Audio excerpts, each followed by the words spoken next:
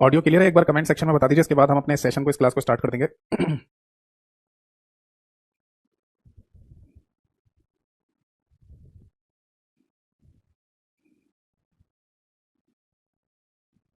एक बार कंफर्म कर दीजिए ऑडियो क्लियर है, इसके बाद हम अपने सेशन को, इस क्लास को स्टार्ट कर देंगे। ऑडियो क्लियर है? एक बार कमेंट। ठीक है जी, तो ऑडियो एकदम क्लियर है, परफेक्ट है। और शुरू करते हैं अपने सेशन को और अपनी इस क्लास को शुरू करने से पहले केवल 1 मिनट का समय लूंगा और शुरू करते हैं। देखिए, क्लास में मैं जितनी थ्योरी आपको करा रहा हूँ ये मोर देन सफिशिएंट है। इससे ज्यादा थ्योरी मत करिए कहीं से भी।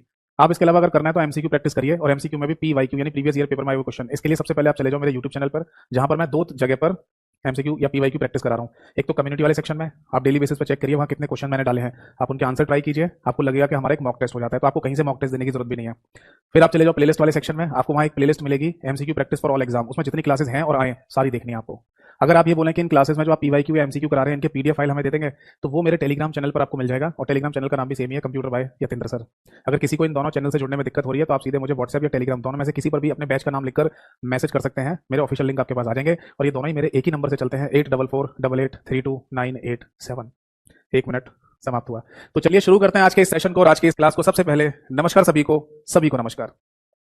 आज की डेट डाल देता हूं मैं 30 अगस्त, यानी कि 30 अगस्त 2024 आज की तारीख है बेटा। और जो हमारा मुख्य चैप्टर चल रहा है इसका नाम है बेटा कंप्यूटर आर्किटेक्चर, और कोशिश करेंगे ना कि ये चैप्टर आज खत्म हो जाए, ठीक है। वैसे ये चैप्टर पूरे कंप्यूटर में सबसे इंपॉर्टेंट चैप्टर है। इसके इसी चैप्टर से बहुत सारे क्वेश्चन है ना लास्ट ईयर हमें स्टेट गवर्नमेंट एग्जाम्स और सेंट्रल गवर्नमेंट एग्जाम्स में देखने को मिले, ठीक है। देखो, लास्ट क्लास में मैं कंप्यूटर आर्किटेक्चर या कंप्यूटर की संरचना में आपको बता रहा था सीपीयू के बारे में। सीपीयू जिसे हम अपने कंप्यूटर का दिमाग भी बोलते हैं, और इसको सेंट्रल प्रोसेसिंग यूनिट के नाम से भी बोला जाता है, ठीक है। मतलब इसका फुल फॉर्म है सेंट्रल प्रोसेसिंग यूनिट। बाकी इसको है ना और भी कई नाम से बोलते हैं, इसको processor, micro processor, logic chip, micro chip, brain of computer, इन सभी नामों से भी बोला जाता है। तो फाइनली है ना हम सीपीयू के बारे में जानकारी ले रहे थे, और मैंने आपको बताया कि सीपीयू के बेसिकली 3 भाग होते हैं, एएलयू, सीयू और एमयू, जिसमें से मैं आपको एएलयू और सीयू के बारे में पढ़ा चुका हूं। एमयू के बारे में चर्चा चल रही थी, और एमयू में भी मैंने आपको बताया मेमोरी यूनिट का मतलब होता है सेट ऑफ रजिस्टर, फिर रजिस्टर का मतलब होता है कॉम्बिनेशन ऑफ फ्लिप फ्लॉप, और फिर फ्लिप फ्लॉप का मतलब होता है कि एक सिंगल बिट का डाटा स्टोर करने के लिए बनाया गया यूनिट, जो कि एक सर्किट यानी कि परिपथ के रूप में ही होता है, ठीक है जी। तो लास्ट क्लास में ना मैंने आपको बताया कि अगर सीपीयू हमारा एक आईसी चिप है, तो किसी भी आईसी चिप डेवलपमेंट में सबसे पहले जो कॉन्सेप्ट आता है वो है लॉजिक गेट्स का, जिसको लॉजिक सर्किट्स के नाम से भी आप बोल सकते हैं। तो लास्ट क्लास में मैंने लॉजिक गेट और लॉजिक सर्किट्स के बारे में आपको समझा ही दिया था, ठीक है। वो मोर देन सफिशिएंट है, बेसिक फंडामेंटल में इतना ही आपको जानकारी लेनी होती है। अब इसके बाद है ना हम समझेंगे फ्लिप फ्लॉप के बारे में, ठीक है जी। सुनिए जरा, मैंने लास्ट क्लास में ना आपको लॉजिक गेट वगैरह के बारे में समझा दिया था, तो अब हम जानेंगे फ्लिप फ्लॉप क्या चीज होती है। तो हेडिंग डालिए फ्लिप फ्लॉप्स। देखो, वैसे तो डेफिनेशन मैंने आपको लिखवाई थी। फ्लिप फ्लॉप का सिंपल सा मतलब होता है सिंगल बिट, ऐसा आप लिख सकते हैं, single bit data storage unit. Data storage unit है ना, इसको हिंदी में कहा जाएगा एकल बिट डाटा भंडारण इकाई। डाटा भंडारण इकाई। अब सुनिए जरा ध्यान से मैंने लास्ट क्लास में ना आपको 2 डायग्राम, मतलब कई सारे डायग्राम बनाकर दिखाए थे, बट उनमें से 2 डायग्राम को यहां पर कंसीडर करेंगे। कमेंट सेक्शन में ये बताइए, ये जो डायग्राम मैं बना रहा हूं ये किस लॉजिक गेट का डायग्राम है। मैं फिर से बता दूं, डायग्राम केवल नॉलेज के लिए अभी मैं आपसे पूछ रहा हूं, या फिर नॉलेज के लिए आपको याद रखना है, एग्जाम में डायग्राम नहीं आते तो ये जो डायग्राम आपके सामने बन रहा है ये कौन से लॉजिक गेट का है, तो बेटा इसका नाम है एंड लॉजिक गेट, ठीक है। तो हम यहाँ पर क्या करते हैं, 2 एंड लॉजिक गेट ले लेते हैं, ठीक। और इसके बाद है ना यहां बनाते हैं एक और लॉजिक गेट। ये कौन सा लॉजिक गेट है, ये है और के नाम से, तो यहां पर एक और लॉजिक गेट बना लेते हैं और के नाम से, ठीक है जी। अब देखो, किसी भी लॉजिक गेट में मैंने आपको बताया था 2 इनपुट होता है, ठीक। जैसे यहाँ पर 2 इनपुट है, यहाँ पर भी 2 इनपुट है, बट इस लॉजिक गेट में एक ही इनपुट आ रहा है, इसमें भी एक ही आ रहा है। तो हमें बेसिकली यहाँ पर 2 इनपुट लाने पड़ेंगे, और वो कर दिया हमने कुछ इस तरीके से। ऐसे ऊपर भी एक इनपुट देना हमें, तो वो कर दिया हमने इस तरीके से। तो मोटा मोटा ऐसा समझ लो कि ये एक तरीके से बिजली के तार समझ लो, जिन्हें हम जोड़ रहे हैं आपस में, है ना। दिवाली पर नहीं होता, जब दिवाली आती है तो हमारे घर में जो लाइटनिंग लगाई जाती है, वो जो रोशनी करने के लिए हम अपने घर को सजाने के लिए लाइटनिंग लगाते हैं, चाइना वाली लाइट वगैरह आती है, तो वो सब लाइट वाइट डालने के बाद फिर बिजली के कनेक्शन तारों को जोड़ना होता है। तो इसका तार उसमें, उसका तार इसमें, और ऐसे जोड़ जाड़ के फिर फाइनली जैसे स्विच ऑन करते हैं तो सारा घर जगमगा उठता है, क्योंकि सभी घर, पूरे घर में वो लाइटनिंग की वजह से लाइट हो जाती है ना। यानी मोटा मोटा ऐसे समझ लो कि जब हम दिवाली पे लाइटनिंग लगाते हैं अपने घर में, तो वहां पर भी हमें बहुत सारे बिजली के तार आपस में जोड़ने पड़ते हैं। तो उसी तरीके से समझ लीजिए कि यहाँ पर भी हम बिजली के तारों को जोड़ रहे हैं एक कनेक्शन मैंने यहाँ से जोड़ के यहाँ लगा दिया, एक कनेक्शन यहाँ से लेके यहाँ लगा दिया। इस तरीके से 2 इनपुट हो गए यहाँ पर भी, और 2 इनपुट यहाँ पर भी। अब यहाँ पर भी है ना इन दोनों बिजली के तारों को आपस में जोड़ दो, ठीक है। अब देखिए, फाइनली एक इनपुट हम यहां से बोलेंगे देंगे, और एक इनपुट यहां से देंगे, यानी ए और बी अभी भी हमारे क्या है, दोनों इनपुट हैं, ठीक है। और यहां ये जो पॉइंट आपको दिखाई दे रहा है ये होगा सी, जो कि हमारा आउटपुट निकलेगा। ठीक है, अब आप बोलेंगे ये वाला पॉइंट क्या है? ये वाला पॉइंट सी का अपोजिट पॉइंट होता है। अगर कभी हमें आवश्यकता पड़ती है, कभी हमें आवश्यकता पड़ती है कि यहां जो रिजल्ट आ रहा है उसका अपोजिट चाहिए, तो वो हम यहां पर देख लेते हैं कि क्या अपोजिट निकल रहा होगा। और ये यूनिवर्सल ट्रुथ है कि यहां जो आउटपुट आ रहा होगा उसका अपोजिट आउटपुट ही आपको यहां पर देखने को मिलेगा। इसलिए इस पॉइंट को सी बार या सी डैश भी कह दिया जाता है। खैर हमें इसकी जरूरत पड़ती नहीं है, तो इसे हम यहां पर नहीं लिखेंगे। अब सुनिए जरा, अगर आप ए और बी से इनपुट देंगे, जैसे दोनों जीरो दे दो, यहां पर 0 0 दे दीजिए, या यहां पर 0 1 दे दीजिए, या फिर यहां पर 1 और 0 दे दीजिए, या फिर यहां पर 1 और 1 दे दीजिए, यानी जो भी आप दो इनपुट देंगे ये डेफिनेट श्योर है कि आउटपुट या तो 0 आएगा या फिर 1 ही आएगा लास्ट में निकलकर। अब आप बोलेंगे सर कैसे? उतना डीप में मत जाइए, है ना, वो आपके एग्जाम में नहीं आएगा, इतना बेसिक कंप्यूटर में इतना डीप में नहीं पूछते। फिलहाल फ्लिप फ्लॉप क्या होता है इसे समझाने के लिए मैं आपको ये चीज समझा रहा हूं, क्योंकि देखो ये कैसे आया इसके लिए फिर से हमें ट्रुथ टेबल बनानी पड़ेगी, और फिर उतनी ज्यादा ट्रुथ टेबल बना के हम क्या करेंगे। तो बेसिक फंडामेंटल में बस इतना जान लीजिए कि फ्लिप फ्लॉप कैसे काम करता है। तो बेसिकली ये जो डायग्राम अभी आपके सामने बना हुआ दिखाई दे रहा है, इसी डायग्राम को हम फ्लिप फ्लॉप के नाम से बोल देते हैं। समझ में आ गई बात?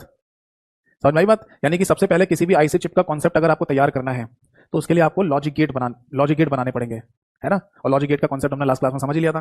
फिर लॉजिक गेट से आगे एक स्टेप आगे बनाओगे तो फिर फ्लिप फ्लॉप बनेंगे। और फ्लिप फ्लॉप होता है ऐसे, जैसे कि इस फ्लिप फ्लॉप में आपको दो एंड गेट और दो और गेट यहां पर दिखाई दे रहे हैं। ठीक है, तो ऐसे बनता है फ्लिप फ्लॉप।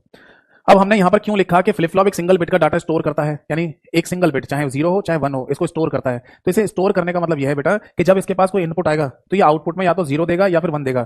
तो इसका जो आउटपुट देना है उसी को इसका स्टोरेज कह दिया जा रहा है। यहां पर बोले ना कि एक बिट का डाटा स्टोर करता है, मतलब एक बिट का आउटपुट देता है, ये इसका बेसिकली मीनिंग है।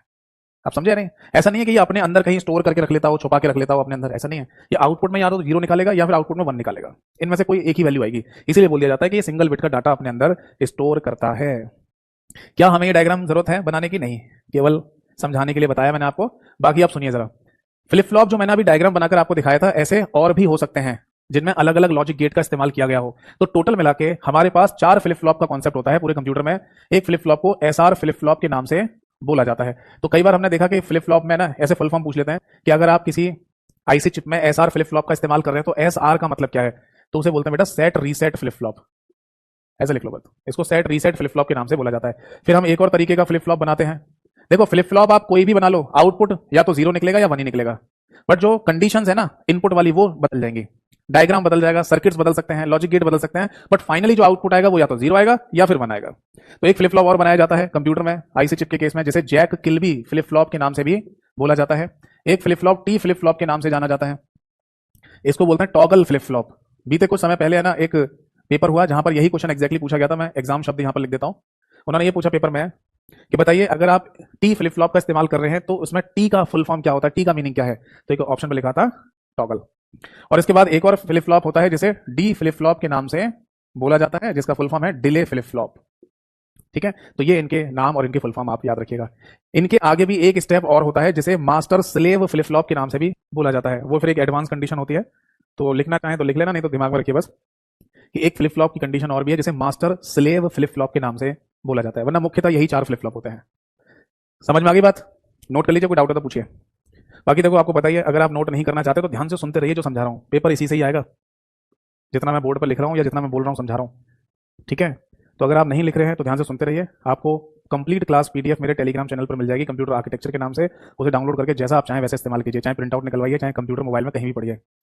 ठीक है, और टेलीग्राम चैनल की जानकारी मैंने क्लास की शुरुआत में आपको दी ही थी, बट फिर भी नोट्स खुद से बनाया कीजिए, वो ज़्यादा बेहतर होता है। अब आगे देखो, फ्लिप फ्लॉप के बाद है ना अगला एक और पॉइंट हमें समझना है कि ये रजिस्टर क्या चीज़ होती है। वैसे हमने लास्ट क्लास में ये पॉइंट समझ लिया था कि रजिस्टर का मतलब होता है that is combination of flip flops, यानी कि कई सारे फ्लिप फ्लॉप को मिला दिया जाए, कई सारे फ्लिप फ्लॉप्स को अगर मिला दिया जाए तो वो क्या बन जाता है? रजिस्टर बन जाता है। तो हिंदी में भी यही लिखेंगे, फ्लिप फ्लॉप्स का युग्म, यानी कि ढेर सारे फ्लिप फ्लॉप को एक साथ जोड़ दिया जाए तो वो रजिस्टर कहलाता है। समझिए इस बात को। अभी जो मैंने बड़ा सा डायग्राम आपके सामने बनाया था, अगर मैं उस डायग्राम को छोटा सा ऐसा बना दूं, समझ लो बस, क्योंकि इतना बड़ा डायग्राम है ना, मैं बराबर मतलब बार बार अगर बनाऊंगा इस बोर्ड पर तो जगह कम पड़ जाएगी। समझ मारे? अगर मैं यहां पर ये जो आपको डब्बा बना के दिखा रहा हूं, इसे आप समझ लो कि जो अभी डायग्राम मैंने बनाया था वही है ये। ठीक है, क्योंकि हमें ऐसे बहुत सारे फ्लिप फ्लॉप बनाने पड़ेंगे यहाँ पर, तो उस पूरे बड़े से डायग्राम को एक डब्बे में कंसीडर कर लिया और ऐसे समझ लो कि ये है हमारा फ्लिप फ्लॉप नंबर 1। ठीक, अब ऐसे ही बड़ा सा डायग्राम मैं फिर से नहीं बनाकर छोटा सा डब्बा ही बना देता हूं फ्लिप फ्लॉप का, और ये हो जाएगा हमारा फ्लिप फ्लॉप नंबर 2। फिर एक और हम फ्लिप फ्लॉप बना लेते हैं यहाँ पर, फ्लिप फ्लॉप नंबर 3। इसमें भी 2 इनपुट हो गए और एक आउटपुट हो गया। और इसी तरीके से मान लीजिए कि हम एक और यहाँ पर फ्लिप फ्लॉप बना रहे हैं, और ये फ्लिप फ्लॉप मान लीजिए 12वां फ्लिप फ्लॉप है, यानी कि 12 नंबर का। तो इसमें भी क्या हो जाएगा, 2 इनपुट और एक आउटपुट। अब इनको आपस में जोड़ना है, तो एक मान लो बिजली का तार हमने यहाँ जोड़ दिया, एक तार यहाँ जोड़ दिया, एक तार आगे जोड़ते जोड़ते ऐसे जोड़ेंगे, तो ये मिल गया हमें फाइनली इनपुट यहाँ पर और यहाँ पर, ये हो गया ए और ये हो गया बी। समझ में आया? ये वैसे ही समझ लो जैसे बिजली के तार आपस में जोड़ते हैं, ऐसे इन सर्किट्स के इन परिपथों को भी आपस में जोड़ दिया जाता है। अब आउटपुट जो मिलेगा हमें वो ऐसे मिल जाएगा, ठीक है। इन सभी को जोड़ दिया और फाइनली यहां पर हमें सी आउटपुट मिल जाएगा। तो ये जो फाइनली फ्लिप फ्लॉप मैंने यहां पर बनाए हैं या लगाए हैं, इनका जो कॉम्बिनेशन है वो क्या कहलाएगा, इन्हीं का कॉम्बिनेशन बेटा रजिस्टर के नाम से बोला जाएगा। आप समझ में आ गई बात या नहीं? यानी रजिस्टर शब्द अगर आपसे पूछा जाए कि what is the meaning of register, तो इसका सिंपल सा आंसर है कॉम्बिनेशन ऑफ फ्लिप फ्लॉप। ढेर सारे फ्लिप फ्लॉप को जब आपस में जोड़ दिया जाता है तब उनसे एक रजिस्टर बनता है। तो ऐसे करके हमने यहाँ पर टोटल कितने फ्लिप फ्लॉप जोड़े हैं, 12 फ्लिप फ्लॉप। ऐसा फिक्स नहीं होता कि किसी रजिस्टर को बनाने के लिए 12 ही फ्लिप फ्लॉप का इस्तेमाल किया जाए। 16 फ्लिप फ्लॉप भी हो सकते हैं, 8 फ्लिप फ्लॉप भी हो सकते हैं, 12 भी हो सकते हैं। इट डिपेंड्स ऑन कंडीशन कि आप कितने बिट का रजिस्टर बना रहे हैं। तो अगर मैं आपसे ये पूछूं कि यहाँ पर total number of flip flop कितने इस्तेमाल में लाए गए हैं, तो आंसर है 12 यानी कि 12, है ना। तो कितने बिट का डाटा स्टोर कर रहे होंगे, तो हमें पता है कि एक फ्लिप फ्लॉप 1 बिट का डाटा स्टोर करता है, तो 12 फ्लिप फ्लॉप मिलकर कितने बिट का डाटा स्टोर करेंगे, 12 बिट का। तो ये जो रजिस्टर बना हुआ है यहाँ पर, ये जो पूरा रजिस्टर बना हुआ है, इसको आप 12 बिट रजिस्टर के नाम से भी बोल सकते हैं। केवल रजिस्टर शब्द ना बोल के आप इसे 12 बिट्स रजिस्टर भी कह सकते हैं। समझ में आ गई बात? नोट कर लीजिए, अब कोई डाउट है तो पूछिए।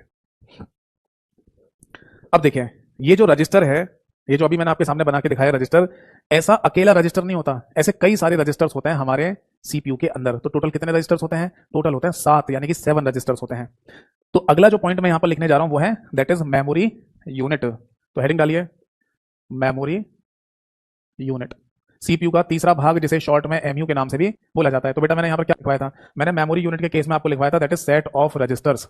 यानी कि अगर रजिस्टर्स का समूह बना दिया जाए, रजिस्टरों का समूह बना दिया जाए, तो उसको हम क्या बोलेंगे, उसी को हम मेमोरी यूनिट के नाम से बोल देंगे। तो टोटल मिला के यहाँ पर कितने रजिस्टर्स होते हैं, 7 रजिस्टर्स होते हैं, जिनके सेट को, समूह को ही मेमोरी यूनिट कहा जाता है। क्लियर है बेटा? तो अब मुझे ये बताइए, जब हमने सीपीयू बनाया था यानी कि सेंट्रल प्रोसेसिंग यूनिट, तो बोला कि इसके टोटल 3 पार्ट होते हैं। पहला पार्ट एएलयू, ये समझ में आ गया, दूसरा पार्ट सीयू, ये भी समझ में आ गया, और तीसरा पार्ट है एमयू यानी कि मेमोरी यूनिट। तो मेमोरी यूनिट भी अब हमें समझ में आ गया, क्योंकि मेमोरी यूनिट का मतलब है सेट ऑफ रजिस्टर है। फिर हमें समझ में आ गया रजिस्टर क्या चीज है, फिर हमें समझ में आ गया फ्लिप फ्लॉप क्या चीज है, और फ्लिप फ्लॉप कहां से बनते हैं, लॉजिक गेट से बनते हैं। तो वो भी हमने लास्ट की क्लास में समझ लिया था। ठीक है जी। तो अब फाइनली हम रजिस्टर्स के बारे में समझने जा रहे हैं, जो 7 रजिस्टर्स होते हैं। क्योंकि आपके एग्जाम में लास्ट ईयर रजिस्टर को लेकर है ना, कई सारे एग्जाम में क्वेश्चन पूछे गए हैं।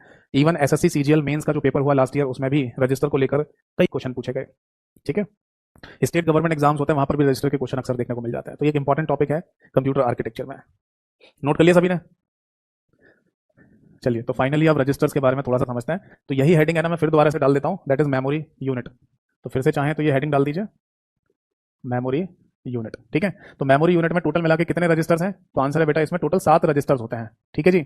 अब ये 7 रजिस्टर का जो कॉन्सेप्ट है ना, वो दिया किसने है? तो कुछ समय पहले एक पेपर हुआ जहां ये क्वेश्चन पूछा गया था कि हमारे सीपीयू का आर्किटेक्चर किस व्यक्ति के द्वारा बनाया गया। आप बोलेंगे सर सीपीयू का आर्किटेक्चर होता है या कंप्यूटर आर्किटेक्चर होता है? बेटा कंप्यूटर आर्किटेक्चर भी होता है, यानी कि कंप्यूटर की संरचना, और सीपीयू की भी संरचना भी तो किसी ने बनाई होगी। तो ये पॉइंट आप यहां पर नोट कीजिए, सीपीयू आर्किटेक्चर, यानी किसी ने तो ये तय किया होगा या बनाया होगा कि सीपीयू के 3 भाग होंगे, तीनों के नाम ये होंगे, तीसरा नाम ये होगा, मेमोरी यूनिट, उसमें रजिस्टर्स होंगे। तो यानी सीपीयू की जो संरचना है वो भी तो किसी ने तय की होगी, वो भी तो किसी ने बनाई होगी। तो बेटा इसका आंसर है जॉन वॉन न्यूमैन। एक साइंटिस्ट थे जिनका नाम था जॉन वॉन न्यूमैन। इस व्यक्ति ने सीपीयू की संरचना को डिजाइन किया था, और इसी व्यक्ति के नाम पर, यानी इसी व्यक्ति ने अपने ही नाम पर वॉन न्यूमैन आर्किटेक्चर बनाया, और वही वॉन न्यूमैन आर्किटेक्चर हमारा सीपीयू का आर्किटेक्चर कहलाता है। समझ में आ गया? ये पॉइंट आप जैसे नोट कर लीजिए कि सीपीयू की आर्किटेक्चर या सीपीयू की संरचना की जब हम बात करते हैं, तो जॉन वॉन न्यूमैन नाम के व्यक्ति के द्वारा दी गई, उसी ने ये पूरा कॉन्सेप्ट समझाया था, और इसी कॉन्सेप्ट को हम वॉन न्यूमैन आर्किटेक्चर के नाम से जानते हैं। यानी मोटा मोटा आप ऐसे कह सकते हैं कि जब आपसे पूछा जाए कि हमारे कंप्यूटर में सीपीयू आर्किटेक्चर किस नाम से जाना जाता है, तो उसे वॉन न्यूमैन आर्किटेक्चर के नाम से बोल देते हैं। तो इसने ये बोला कि सीपीयू के तीसरे भाग यानी कि मेमोरी यूनिट में टोटल मिला के 7 रजिस्टर्स होने चाहिए। उन 7 रजिस्टर के नाम होंगे ये, नोट कर लीजिए, एमबीआर, एमडीआर, या फिर इसको आईबीआर के नाम से भी बोला जा सकता है। एक रजिस्टर का नाम दिया इसने एमएआर, या जिसको एआर भी कह सकते हैं। एक रजिस्टर जिसको पीसी नाम दिया गया, एक रजिस्टर आईडी, और एक रजिस्टर को इसने नाम दिया दैट इज आईआर, या फिर इसको सीआईआर भी कह देते हैं। एक रजिस्टर को आईओआर कहा जाता है, और एक रजिस्टर एक्यूमुलेटर के नाम से जाना जाता है। तो टोटल मिला के कितने हो गए, 1 2 3 4 5 6 7। नोट कर लीजिए, और कोई डाउट है तो पूछिए।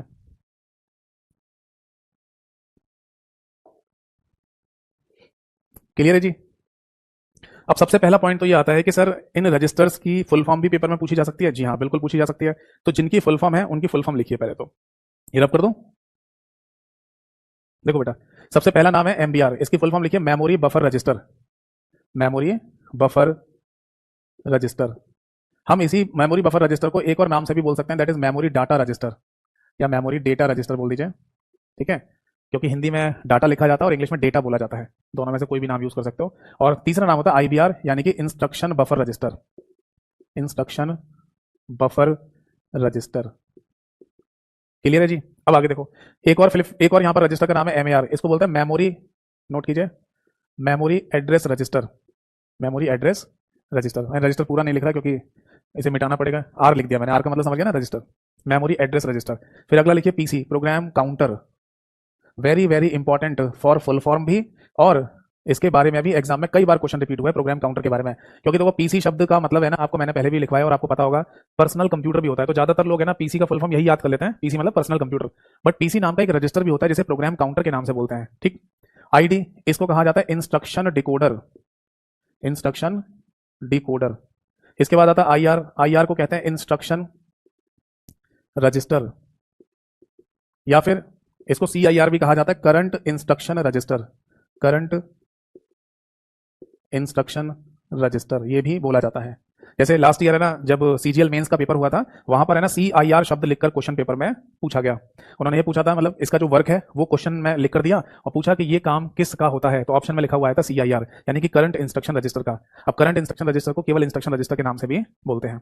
फिर आता है आईओआर, इसको बोलते हैं बेटा input output register. Input output register. और लास्ट में होता है एक्यूमुलेटर, जिसकी कोई भी फुल फॉर्म नहीं होती है। नोट कीजिए, कोई डाउट है तो पूछिए।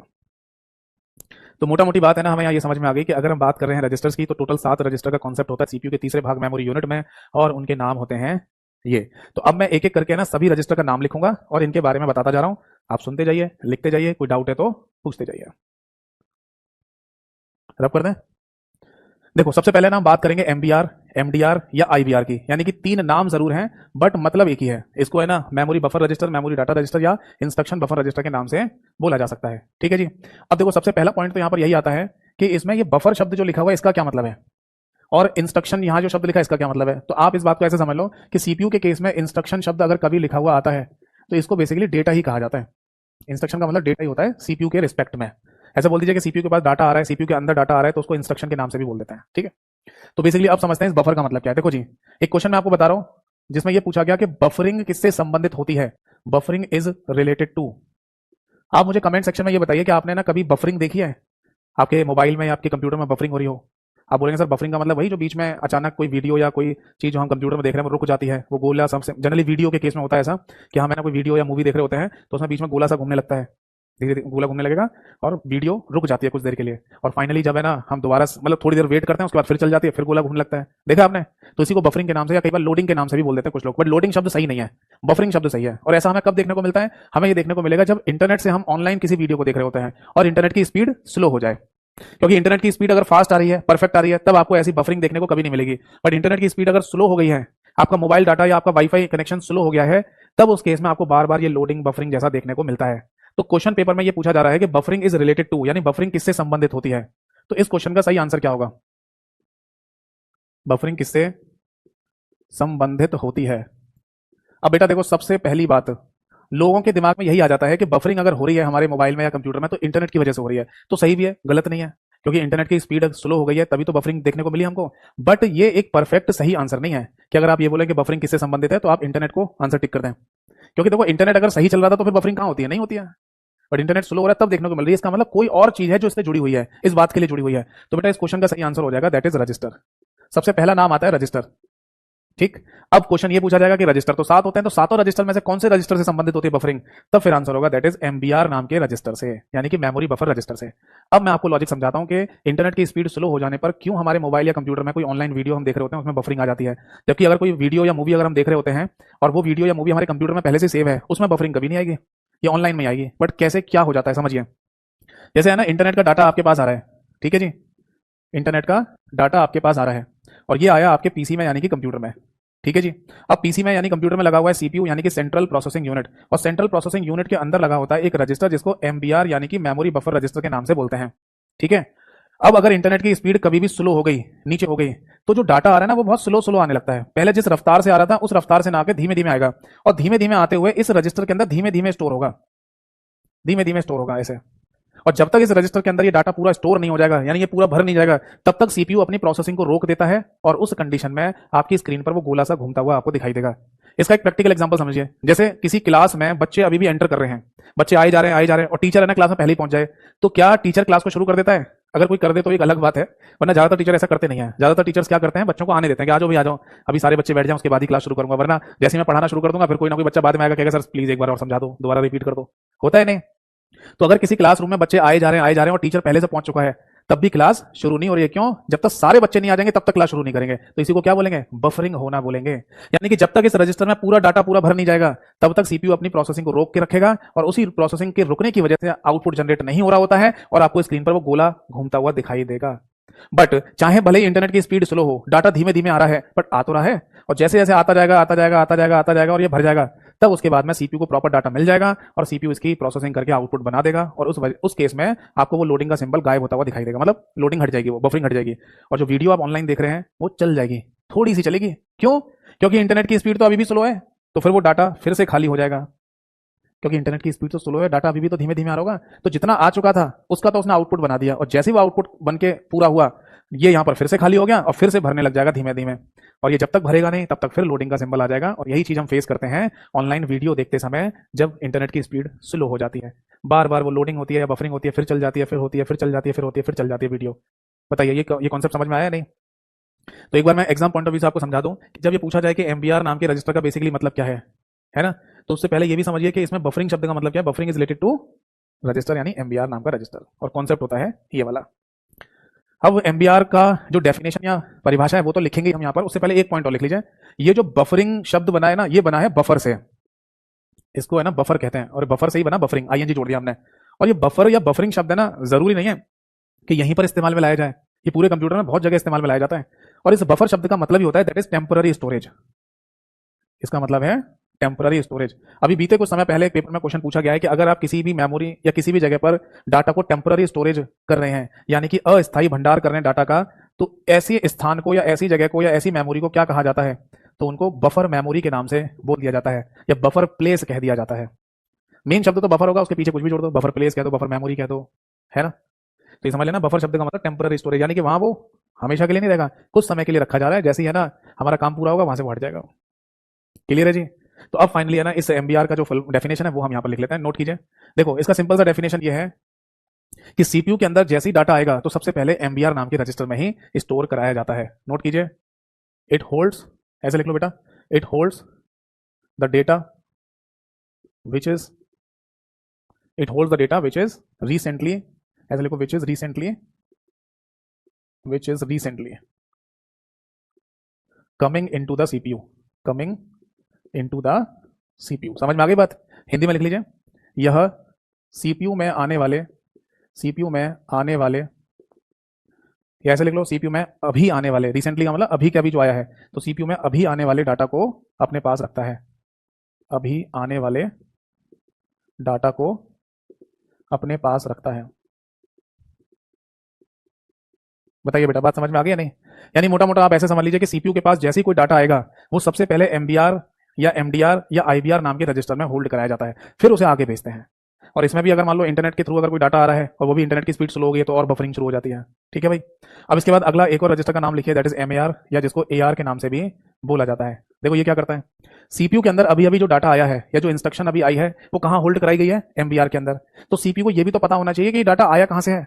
तो एक डायग्राम हमें पहले से ही पता है, जो मैं शुरुआत से बनाता हुआ आ रहा हूं आपके सामने, कि हमारे कंप्यूटर में सारा डेटा होता है बेटा कंप्यूटर की हार्ड डिस्क में, और हार्ड डिस्क से आगे चले, आगे डाटा जाएगा तो रैम में पहुंचेगा, रैम से अगर डेटा आगे पहुंचेगा तो सीपीयू में पहुंचता है इनपुट की फॉर्म में, सीपीयू के द्वारा प्रोसेसिंग होती है और एक आउटपुट जनरेट होता है जो आपको मॉनिटर स्क्रीन पर दिखाई देगा। ठीक है? तो ये डायग्राम तो आपको हमेशा ध्यान रखना है। तो अभी अभी सीपीयू के पास जो डाटा आया है कहां से आया? रैम से। तो उसको किस में रखा है हमने? एमबीआर नाम के रजिस्टर में। बट रैम के अंदर भी है ना मेमोरी लोकेशंस होती हैं, बहुत सारी जगह होती है रैम के अंदर, अलग अलग अलग अलग अलग। तो रैम, सीपीयू को ये भी पता होना चाहिए ना कि रैम के अंदर कौन सी मेमोरी लोकेशन से ये डाटा आया है। अब आप बोलेंगे सर क्यों, ऐसा क्यों पता होना चाहिए सीपीयू को? ऐसा इसलिए क्योंकि सीपीयू है ना जो डाटा अभी रैम से ले रहा है उसे कुछ समय बाद सीपीयू में वापस भी भेजेगा। आप बोलेंगे ये क्या बात हुई सर, डाटा आ गया है तो उसका आउटपुट बना के है ना मॉनिटर पे दिखा दें, रैम में क्यों भेजेगा, भेजना पड़ता है। और इस कॉन्सेप्ट को हम डिटेल में समझेंगे जब कंप्यूटर सॉफ्टवेयर वाला चैप्टर आपको मैं पढ़ाऊंगा। वहां पर मैं आपको एक कॉन्सेप्ट पढ़ाऊंगा मल्टीटास्किंग का। और मल्टीटास्किंग का कॉन्सेप्ट में सीपीयू के पास जब रैम डाटा भेजती है ना, तो सीपीयू कुछ समय बाद उस डाटा को रैम में वापस भी भेजता है। यहाँ पर भी कुछ छोटे मोटे क्वेश्चन बन जाते हैं कि अगर सीपीयू किसी डाटा को है ना रैम को वापस दे दे और कहे कि इसे अपने पास रखो, यहीं पर वेट कराओ, इसको मैं दोबारा बुलाऊंगा, तो ऐसे पूछ लेते हैं कि हमारे कंप्यूटर का वेटिंग रूम यानी कि प्रतीक्षालय किसे कहते हैं, तो आंसर है रैम को कहते हैं। हमारे ओवरऑल कंप्यूटर का वेटिंग रूम रैम को कहा जाता है। तो ये सब कॉन्सेप्ट है ना हम आगे समझेंगे जब मल्टीटास्किंग का कॉन्सेप्ट समझाऊंगा मैं आपको कंप्यूटर सॉफ्टवेयर वाले चैप्टर में। तो फिलहाल के लिए बस ये समझ लो कि सीपीयू को ये बात पता होनी चाहिए कि रैम की किस मेमोरी लोकेशन से डाटा सीपीयू के पास आया है, क्योंकि वापस उसी मेमोरी लोकेशन पर डाटा भेजेगा सीपीयू। तो इसलिए वो एड्रेस कहां पर स्टोर करा लिया जाएगा, एमएआर के अंदर। समझ में आ रही बात, यानी सीपीयू के पास जैसी डाटा आएगा उसे एमबीआर में होल्ड करेंगे। ये आया कहां से है, वो इन्फॉर्मेशन एमएआर के अंदर रख दी जाती है। तो लिख लीजिए it hold the address of instruction या डेटा लिख लीजिए, ठीक है, which is coming in MBR, which is coming in MBR. समझ में आ गई बात। हिंदी में लिखना है तो हिंदी में लिख लो कि एमबीआर में आने वाली इंस्ट्रक्शन, एमबीआर में आने वाली इंस्ट्रक्शन जिसको हिंदी में अनुदेश भी कहा जाता है, अनुदेश का पता एमएआर के अंदर रखा जाता है, ताकि सीपीयू को ये पता रहे कि जो डाटा अभी अभी इसके पास आया है वो किस मेमोरी लोकेशन से आया है। नोट कर लीजिए बेटा, कोई डाउट है तो पूछिए। समझ में आ गई बात, ठीक है। अब इसके बाद है ना अगला एक और रजिस्टर का नाम लिखिए जिसे पीसी कहते हैं। पीसी का फुल फॉर्म मैंने अभी लिखवाया था, दैट इज प्रोग्राम काउंटर। ये क्या होता है, सुनिए जरा। सीपीयू है ना हमारे कंप्यूटर का दिमाग है, और दिमाग तेज होना चाहिए, दिमाग तेज होना चाहिए, तेज कार्य करने वाला होना चाहिए। ये बात हम सबको पता है, क्योंकि जिसका तेज दिमाग होगा वही लाइन में आगे निकल जाएगा, ठीक है। अब सुनिए जरा, सीपीयू अगर हमारे कंप्यूटर का दिमाग है तो इसके पास है ना डेटा आते रहना चाहिए, आते रहना चाहिए, आते रहना चाहिए इसके पास। और अगर डेटा आता रहेगा तो ये अपना काम करता रहेगा। एक कंडीशन ये बोली जाती है कंप्यूटर के केस में कि सीपीयू को कभी खाली नहीं छोड़ना है हमें। सीपीयू को हमेशा कोई ना कोई काम देते रहना कब तक, जब तक कंप्यूटर बंद ना हो जाए। सीपीयू को किसी आइडल कंडीशन में नहीं छोड़ते हैं, मतलब खाली नहीं बिठाते इसको, है ना। तो देखो ये काम इतनी जल्दी जल्दी चल रहा होता है, समझ में आइए कि आप इसको समझिए कि अभी अभी जो डाटा आया है वो कहां पर रखा गया, एमबीआर के अंदर। जो डाटा अभी आया है उसका एड्रेस कहां रखा गया, एमएआर के अंदर। अब सीपीयू को यह भी पता होना चाहिए कि मेरे अंदर अगला कौन सा डाटा आएगा। नहीं समझे, समझाता हूं। किसी हॉल में एक क्लास चल रही थी, ठीक है, कोई बैच चल रहा था, हम अपने बैच का नाम ले लेते हैं कंप्यूटर स्पेशल बैच। तो किसी हॉल में कंप्यूटर स्पेशल बैच चल रहा था। अब इस हॉल के बाहर गेट पर है ना एक आदमी बैठा हुआ है जो मतलब बच्चों को हैंडल कर रहा है, बता रहा है कि तुम इस हॉल में चले जाओ, यहाँ ये वाली क्लास चल रही है, ठीक है जी। अब सारे बच्चे बैठे हुए हैं, पढ़ाई कर रहे हैं, वो बंदा अभी भी गेट पर ही बैठा हुआ है, ठीक है। अब अचानक से कोई स्टूडेंट आता है इस प्रेमाइसिस में, इस इंस्टीट्यूट में, और वो उस बंदे से ये पूछता है कि इस हॉल में अगला कौन सा बैच बैठेगा, अगला बैच कौन सा बैठेगा जो पढ़ाई करेगा। तो क्या उस बंदे को ये बात पता है, हाँ पता है। वो ये कह देगा कि अभी इस हॉल के अंदर कंप्यूटर स्पेशल बैच चल रहा है, अगला जो बैच यहाँ पर बैठ के पढ़ाई करेगा वो मैथ स्पेशल बैच का होगा। तो इस हॉल के बाहर बैठे हुए व्यक्ति को ये पता है ना कि इस हॉल के अंदर अगला कौन सा बैच बैठेगा, अगली कौन सी इंस्ट्रक्शन आएगी, अगला कौन सा डाटा आएगा। यस, तो उसी बंदे को प्रोग्राम काउंटर के नाम से बोल दिया जाएगा। यानी प्रोग्राम काउंटर नाम का ये जो रजिस्टर है ना, इसको ये पता होता है कि सीपीयू के अंदर अगली कौन सी इंस्ट्रक्शन आएगी। अब समझ में आ गया, तो नोट कर लीजिए, इट holds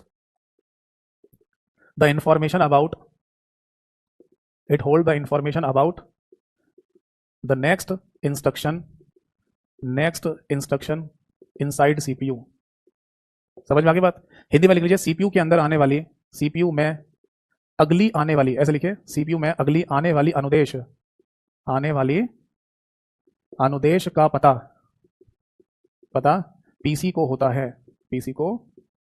है, यानी कि प्रोग्राम काउंटर नाम के रजिस्टर को होता है। ये बात समझ में आ गया नहीं। चलिए अब आगे बढ़ते हैं। यहां तक अगर कोई डाउट है तो पूछिए। जैसे मैं देख पा रहा हूं अमृतेश जी ने कुछ कमेंट लिखा है। बेटा अमृतेश, मैं आपको बोलूंगा कि इस टॉपिक से रिलेटेड अगर कोई डाउट है तो आप क्लास के बीच में पूछ लीजिए। इससे हटके अगर आप कुछ पूछ रहे हैं ना, वो क्लास के लास्ट में डिस्कस करेंगे, वरना फिर सभी का टाइम वेस्ट होता है, ठीक है। जो लोग इसको लाइव देख रहे हैं या वीडियो इसको रिकॉर्डेड फॉर्म में देखेंगे, सभी का टाइम वेस्ट होगा फिर।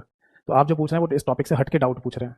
तो मैं जब आज की क्लास में जब बोलूं कि आज की क्लास यहीं पर समाप्त होती है, फिर आप जो पूछना चाहेंगे वो पूछ लेना, ठीक है। तो फाइनली है ना, ये समझ में आ गया सभी को कि यहां लिखा हुआ it hold the information about the next instruction inside CPU. Hindi में लिखा जाएगा, सीपीयू में अगली आने वाली अनुदेश का पता पीसी को होता है। चलिए आगे बढ़ते हैं।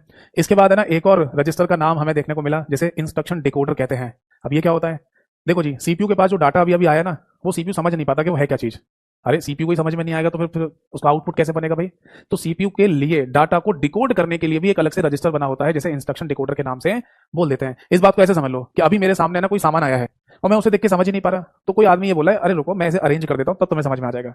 यानी कि वो मेरे मुताबिक बना रहा है ना, तभी तो मेरे को समझ में आएगा। अभी तो आ गया है बस हमारे पास, तो एक व्यक्ति ने जिम्मेदारी ली है कि उस सामान को अरेंज करेगा, तब जाके मेरे को समझाएगा या मेरे को समझ में आएगा कि वो था क्या। तो ऐसे ही समझ लीजिए इंस्ट्रक्शन डिकोडर नाम का रजिस्टर काम करता है। तो बस ये लिख लीजिए, it डिकोड्स the instruction for CPU, it डिकोड्स the instructions for CPU. ठीक है भाई, हिंदी में लिख लीजिए, यह सीपीयू के लिए अनुदेशों को डिकोड करने का काम करता है, डिकोड करने का काम करता है। अब समझ में आ गई बात? देखो, अगर ये डिकोड कर रहा है तो इसका मतलब जो इंस्ट्रक्शन है वो पहले कोडेड फॉर्म में होंगी ना। भाई आपने रीजनिंग पढ़ी है तो आपने एक चैप्टर पढ़ा होगा कोडिंग डिकोडिंग, है ना। तो किसी शब्द को पहले कोड कर देते हैं और आपको उसे डिकोड करने का मेथड पता चल रहा है तो डिकोड करके आंसर निकाल लेते हो। तो वैसे ही समझ लीजिए कि सीपीयू के पास जो अभी डाटा है वो कोडेड फॉर्म में है, उसे डिकोड अगर नहीं किया गया तो सीपीयू को समझ में नहीं आएगा कि वो क्या चीज थी। तो इसकी जिम्मेदारी भी इंस्ट्रक्शन डिकोडर नाम के रजिस्टर को दी जाती है। अब आगे लिखिए IR या CIR, ये क्या चीज है? देखो, IR यानी कि इंस्ट्रक्शन रजिस्टर या CIR यानी कि करंट इंस्ट्रक्शन रजिस्टर। इससे सीधा सीधे क्वेश्चन है ना, last year SSC CGL mains के पेपर में भी क्वेश्चन पूछा गया और उसमें यह पूछा गया था कि सीपीयू के अंदर वो फाइनल प्लेस, माफ कीजिए, सीपीयू के अंदर वो फाइनल प्लेस जहां पर आने के बाद अब डाटा की प्रोसेसिंग होना शुरू होगी। देखो, ये बात सभी को पता है ना कि सीपीयू के अंदर जो डाटा आ रहा है उसको इनपुट कहते हैं और फिर इनपुट की प्रोसेसिंग होती है, फिर आउटपुट बनता है जो आपको मॉनिटर स्क्रीन पे दिखाई देगा। तो इनपुट जो आ रहा है ये अभी तक की बात चल रही थी सारी की सारी। अब फाइनली एक फाइनल जगह होनी चाहिए जहां पर उस डाटा को रख दिया जाए और सीपीयू अपनी प्रोसेसिंग शुरू करे। अब समझ में आ रही है बात? तो वो फाइनल जगह कौन सी होती है? वो फाइनल रजिस्टर कौन सा होता है जिसमें डाटा को रखने के बाद सीपीयू अब अपनी प्रोसेसिंग शुरू करेगा, इनपुट से आउटपुट बनाने की प्रक्रिया शुरू करेगा, उसी को कहते हैं करंट इंस्ट्रक्शन रजिस्टर। तो हम इस बात को ऐसे लिख सकते हैं, इट इज, या ऐसे लिख लो, इट होल्ड्स द इंस्ट्रक्शन। वो भी इंस्ट्रक्शन कौन सी होगी? डिकोडेड वाली, क्योंकि इंस्ट्रक्शन डिकोडर ने उसको डिकोड कर दिया है। अब डिकोड करके जो इंस्ट्रक्शन आ गई हमारे सामने वो अब सीआईआर के अंदर रखी जाएगी। तो बस ऐसे बोलेंगे, it holds the instruction for being executed by CPU. बस ऐसे लिख लो, it hold the instruction for being executed by CPU, यानी कि सीपीयू के लिए जिस इंस्ट्रक्शन को एग्जीक्यूट करना होता है, फाइनल एग्जीक्यूट करना होता है, वो सीआईआर के अंदर रखी जाती है। ऐसे भी लिख लो, it hold the instruction for being executed, final executed. Final लिख लो या एग्जीक्यूट लिख दे की बात है ना, मैं फाइनल शब्द यहां लिख दूंगा हिंदी में। ये लिख लीजिए, यह सीपीयू के लिए अनुदेशों को अंतिम रूप से अपने पास रखता है ताकि सीपीयू इस डाटा की या इस अनुदेश की प्रोसेसिंग पूरी कर पाए। नोट कर लीजिए बेटा, कोई डाउट है तो पूछिए। तो ये ध्यान रखिएगा कि सीपीयू के अंदर वो फाइनल रजिस्टर जिसके अंदर डाटा आने के बाद ही प्रोसेसिंग शुरू होती है, एग्जीक्यूशन शुरू होता है, उसे हम CIR के नाम से बोल देते हैं। ये ध्यान रखना कि क्वेश्चन में कभी भी लैंग्वेज वर्ड टू वर्ड लिखी हुई नहीं आती। एक ही बात को पूछने के 10 तरीके होते हैं, यानी इसी लाइन को 10 तरीके से हिंदी में और 10 तरीके से अंग्रेजी में भी लिखा जा सकता है। ठीक है, आपको मीन समझ में आना चाहिए उस लाइन को पढ़ने के बाद। इसीलिए ज्यादातर लोग है ना कंप्यूटर के क्वेश्चन को देखकर समझ नहीं पाते कि क्या पूछ रहा है। फिर आप बोलेंगे सर ये आएगा कैसे हमको? ये आता है प्रैक्टिस से। आप थ्योरी जितनी मैं पढ़ा रहा हूं उतनी पढ़ो, इसके बाद एमसीक्यू प्रैक्टिस करो, अपने आप है ना चीजें आना दिमाग में शुरू हो जाएंगी।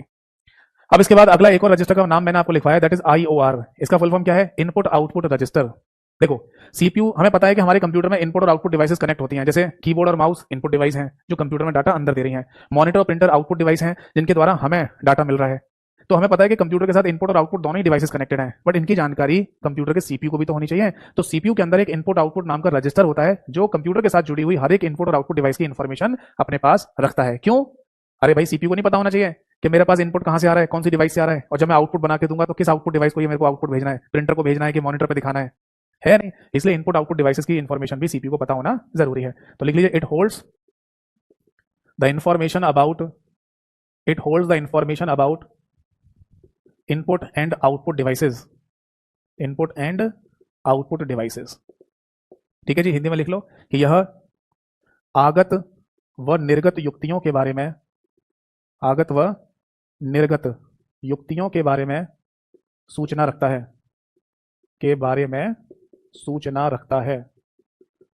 बताइए बेटा, बात समझ में आई या नहीं? ठीक है, तो it hold the information about the input and output devices जो हमारे कंप्यूटर के साथ कनेक्टेड होते हैं। और अब फाइनली एक और रजिस्टर के बारे में मैं आपको समझा दूं, इसके बाद फिर मैं आपके डाउट्स लूंगा। ठीक है, एक लास्ट रजिस्टर और रह गया यहां पर जिसका नाम है एक्यूमुलेटर। क्या एक्यूमुलेटर नाम के रजिस्टर का कोई अपना फुल फॉर्म होता है? तो आंसर है नहीं, ये एक्यूमुलेटर के नाम से ही जाना जाता है।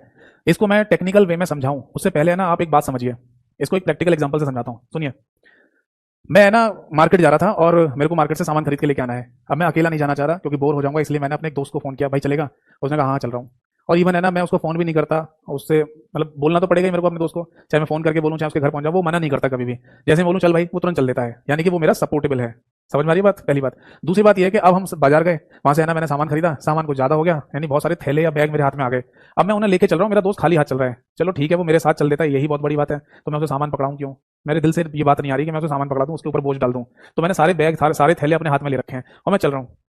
ठीक है जी। अब अचानक है ना मेरे को पता चला कि मेरे जूते के फीते खुल गए हैं, लेसेस खुल गए हैं। अब दोनों हाथों में बैग लेकर मैं उन फीतों को तो नहीं बांध सकता, और सामान को मेरे को जमीन पर भी नहीं रखना, तो मैं क्या बोलूंगा, भाई कुछ देर के लिए इन थैलों को, इन बैग्स को पकड़ ले। उसने कहा हाँ ठीक है मैं पकड़ लूंगा, जूते के फीते बांध ले। जैसे ही मैंने जूते के फीते बांधे, उस बैग से थैलों को अपने हाथ में फिर से ले लिया।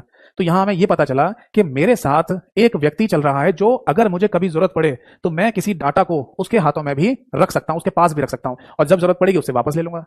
तो इसको ऐसे ही समझ लीजिए कि हमारे कंप्यूटर के सीपीयू में एक पार्ट है एएलयू, एएलयू हूं मैं, और एएलयू के लिए सपोर्ट करने का काम करता है एक्यूमुलेटर नाम का रजिस्टर। यानी जो मेरा दोस्त मेरे साथ हमेशा चल देता बाजार, उसको एक्यूमुलेटर के नाम से बोलेंगे। अब समझ में आ गई बात? इसको ऐसे समझिए, इसको आप ऐसे समझिए, हमारे कंप्यूटर में सीपीयू के अंदर जितने भी अरिथमेटिक ऑपरेशंस होते हैं, अंक गणितीय ऑपरेशन होते हैं, वो सारे कहां पर डन होते हैं? एएलयू के अंदर।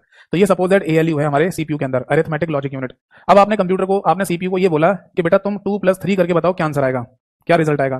तो ये जो कैलकुलेशन है ना, ये एएलयू के अंदर पहुंची होगी, यानी कि 2, या फिर ऐसा कर लो, आपने कंप्यूटर को बोला या सीपीयू को बोला कि 2+3+5 करके बताओ क्या आंसर आएगा। तो एएलयू के अंदर सबसे पहले क्या वैल्यू गई? 2, ठीक है जी। और फिर आपने बताया कि प्लस करना है इसका, ठीक है जी। अब एएलयू के अंदर हमें वैल्यू भेजनी पड़ेगी 3, तो ये क्या करेगा, इस वैल्यू को भेज देता है बेटा एक्यूमुलेटर के अंदर, क्योंकि इसे अपने अंदर एक और नई वैल्यू को स्टोर करना है। तो ये 2 भेज देगा यहां पर और 3 वैल्यू को अपने अंदर एंटर करने देगा। फिर ये देखेगा कि इन दोनों में क्या होना था, प्लस होना था। तो अब इस वैल्यू को यहां से हटाकर और इन दोनों का फाइनल रिजल्ट यहां लिख दिया जाएगा, दैट इज 5। इसको माइनस मत समझना, ये मैंने ऐसे कनेक्शन दिखाया बस, ठीक है जी। अब क्या लगा हुआ है? प्लस, यानी कि अगला ऑपरेटर भी क्या है? प्लस करना है। बट एएलयू के अंदर तो एक ही वैल्यू आ सकती है, तो इस वैल्यू को भी ये क्या करेगा, फाइनली फिर भेज देगा एक्यूमुलेटर के अंदर और नई वैल्यू को अपने पास बुला लेगा। क्या करना था? प्लस करना था, तो दोनों को जोड़ के अब एक वैल्यू अपने पास रख लेगा और वो होगी फाइनल 10 वैल्यू।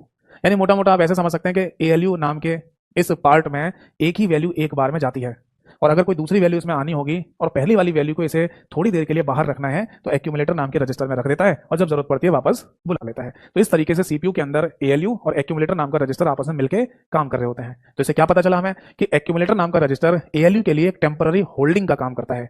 यस और नो? यस। लिख लो बस इस बात को, लिख लीजिए, it works as a temporary holding for ALU, temporary holding for ALU. Hindi में लिखा जाएगा, यह एएलयू के लिए अस्थायी भंडारण का कार्य करता है, अस्थायी भंडारण का कार्य करता है। बताइए समझ में आ गई बातें? नहीं तो टोटल मिला के ना हमारे सामने 7 रजिस्टर थे और उन 7 रजिस्टर के बारे में ना मैंने जानकारी आपको दे दी है। इनसे ना एग्जाम में क्वेश्चन पूछ लिए जाते हैं। क्वेश्चन की भाषा है ना आगे पीछे ऊपर नीचे करके पूछी जाएगी, मीन वही होगा जो मैंने आपको यहाँ पर लिखवाया है। समझ में आ गई बात? नोट कर लीजिए, कोई डाउट है तो पूछे। इज इट क्लियर और नॉट? आदेश राघव जी, आप है ना क्लास खत्म होने दीजिए, उसके बाद जो आप पूछ रहे हैं इस टॉपिक से हटके वो क्लास के लास्ट में पूछेगा, ठीक है? अभी केवल वही डाउट पूछो जो टॉपिक चल रहा है। ये बात समझ में आ गई सभी को? अब देखो एक बात दिमाग में आ रही है कि सर ये बताइए कि जो सीपीयू के अंदर 7 रजिस्टर का कॉन्सेप्ट है, ये शुरुआत से लेकर अभी तक यही चला रहा है, कभी इसमें कोई चेंज या बदलाव नहीं हुआ है, कभी सीपीयू में 7 की जगह 8 रजिस्टर नहीं हुए, टेक्नोलॉजी धीरे धीरे बढ़ रही है, तो शुरुआत से लेकर आज तक यही कॉन्सेप्ट है? तो आंसर है नहीं, बदलाव हुआ है। जैसे एक छोटा सा एग्जांपल मैं आपको बता रहा हूँ कि इलोन मस्क का नाम आपने सुना ही होगा, है ना? उसने एक नया कारनामा करके दिखा दिया, उसकी कंपनी स्पेस एक्स ने, कि जो रॉकेट अंतरिक्ष में भेजे जाते थे वो एक बार चले गए तो फिर बेकार हो जाते थे। उसने एक नया ही कॉन्सेप्ट निकाल दिया कि उस रॉकेट को वापस जमीन पे लाया जा सकता है और फिर दोबारा उसे अंतरिक्ष में भेजेंगे, है ना? तो ऐसा नहीं है कि जो चीजें हमें पहले से बना के दे दी गई हैं, समझा दी गई हैं, हमेशा वही चलती रहेंगी, उसमें भी कोई नया बदलाव, कोई टेक्नोलॉजिकल बदलाव हो सकता है। तो ऐसे ही जो सीपीयू बनाने वाली कंपनियां हैं, जैसे मैंने आपको बताया था कि सीपीयू बनाने वाली कंपनियों में 3 नाम बहुत मेजर होते हैं, इंटेल नाम की कंपनी, एएमडी नाम की कंपनी और क्वालकॉम। ये कंपनियां सीपीयू बनाती हैं पूरी दुनिया में, जितने भी कंप्यूटर या कंप्यूटिंग डिवाइस बन रही है उनके लिए। हमारे कंप्यूटर के लिए ज्यादातर केस में इंटेल नाम की कंपनी ही सीपीयू बना के देती है। तो उन्होंने ना टेक्नोलॉजिकल एडवांसमेंट किया और फाइनली कुछ और रजिस्टर बढ़ाने की कोशिश की, कुछ और नई चीजों के लिए।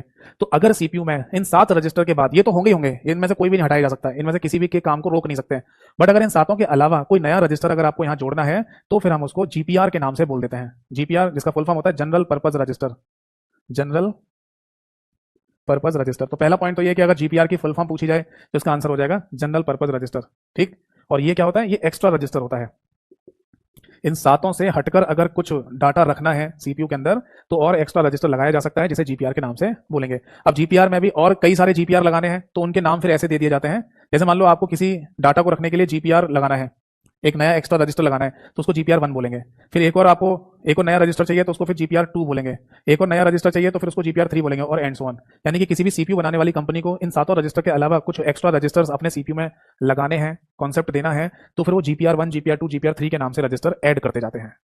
समझ में आ गई बात? नोट कर लीजिए, कोई डाउट है तो पूछिए। तो फाइनली है ना, मैंने आपको सीपीयू यानी कि सेंट्रल प्रोसेसिंग यूनिट के बारे में पूरा कॉन्सेप्ट समझा दिया। सीपीयू अब हमें क्लियरली समझ में आ चुका है कि सीपीयू होता क्या है।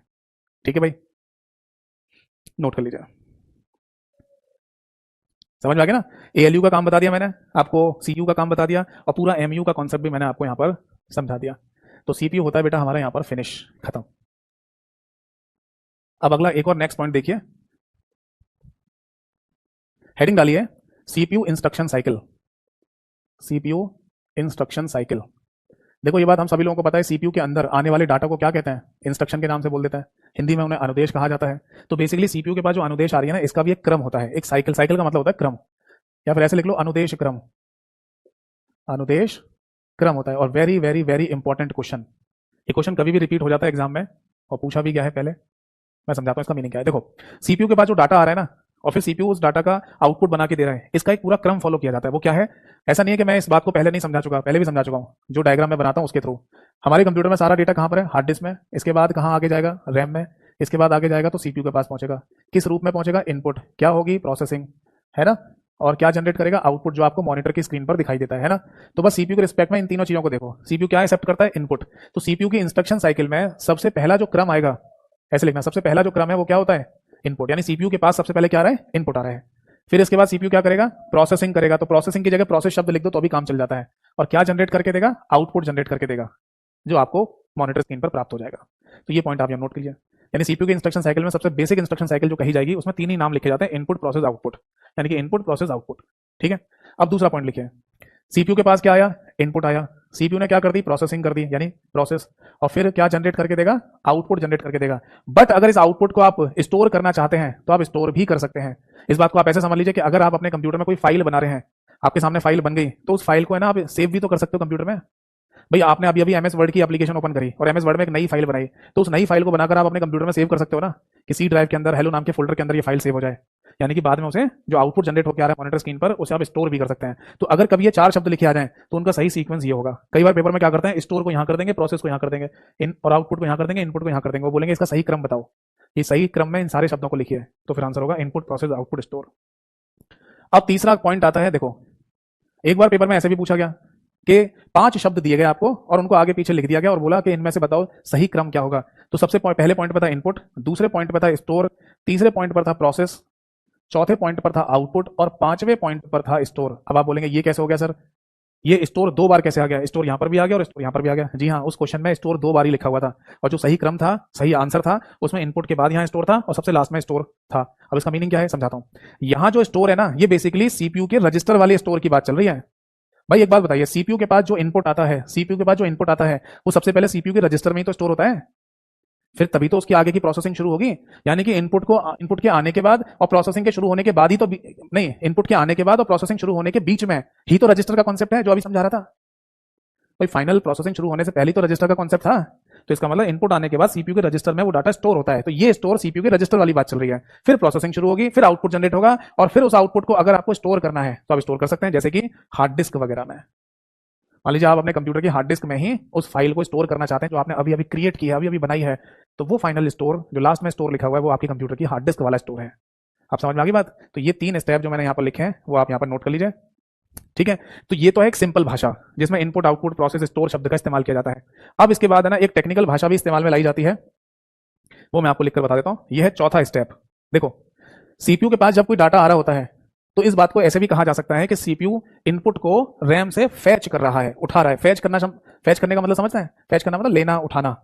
तो सीपीयू के पास जो डाटा आ रहा है उसे बोला जाएगा कि वो रैम से फैच कर रहा है। तो इंस्ट्रक्शन साइकिल में कभी कभी ऐसे भी लिखा हुआ आ जाता है कि सीपीयू की इंस्ट्रक्शन साइकिल का सबसे पहला स्टेप है फैचिंग।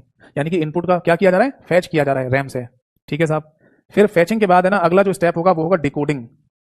मतलब सीपीयू के अंदर इनपुट आ गया, डाटा आ गया, अब उसकी डिकोडिंग भी तो की जाएगी ताकि सीपीयू से समझ पाए। ये काम कौन करता है? इंस्ट्रक्शन डिकोडर नाम का रजिस्टर। तो फिर फैचिंग के बाद डिकोडिंग शब्द लिखाएगा और फिर फाइनली जब डाटा डिकोड हो जाएगा तो अब सीपीयू उसकी प्रोसेसिंग करके आउटपुट बना देगा। तो जब प्रोसेसिंग चल रही होती है तो उसको प्रोसेसिंग या फिर एग्जीक्यूटिंग शब्द के नाम से भी बोल सकते हैं। एग्जीक्यूटिंग या प्रोसेसिंग दोनों का मतलब सेम ही है। और जब एग्जीक्यूटिंग हो जाएगी, आउटपुट जनरेट होकर आ जाएगा, तब हम उस आउटपुट को चाहे तो स्टोर भी कर सकते हैं, जिसको स्टोरिंग के नाम से बोल दिया जाता है। एक और नया स्टेप हमें यहाँ पर पता चल गया। नोट कर लीजिए, कोई डाउट है तो पूछिए। देखो फर्स्ट सेकंड थर्ड तो ये सिंपल है। जब सीपीयू को आप देख रहे हैं और वहीं के वहीं कंसीडर करें कि इनपुट आ रहा है, प्रोसेसिंग हो रही है और स्टोर हो रहा है, आउटपुट बन रहा है, वो सब ये हो गए। बट अगर सीपीयू के अंदर की बात करें तब वहां पर इन शब्दों के द्वारा भी हम सीपीयू की इंस्ट्रक्शन साइकिल को समझा सकते हैं कि सीपीयू सबसे पहले डाटा को फैच करता है, फिर सीपीयू के लिए उस डाटा को डिकोड किया जाता है, फिर एग्जीक्यूशन शुरू होता है और फिर जो आउटपुट जनरेट हुआ होगा उसका आप स्टोरिंग भी कर सकते हैं, यानी स्टोर कर सकते हैं उसे। नोट कर लीजिए, कोई डाउट है तो पूछिए।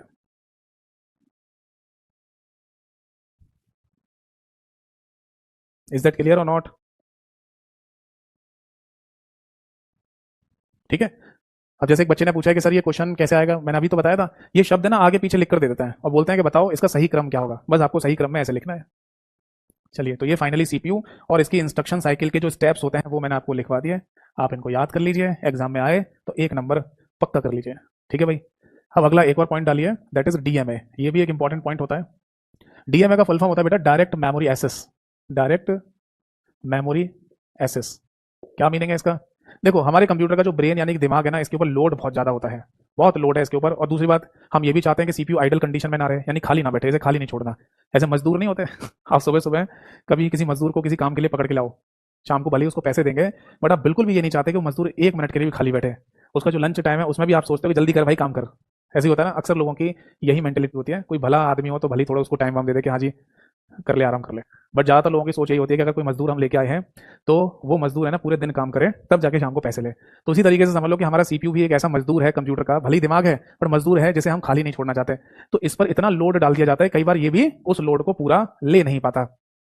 तब उस केस में ना हमारे कंप्यूटर में एक और, ये समझ लो एक और नया दिमाग दिया गया है जिसको डीएमए के नाम से बोलते हैं। क्या मतलब है समझाता हूँ।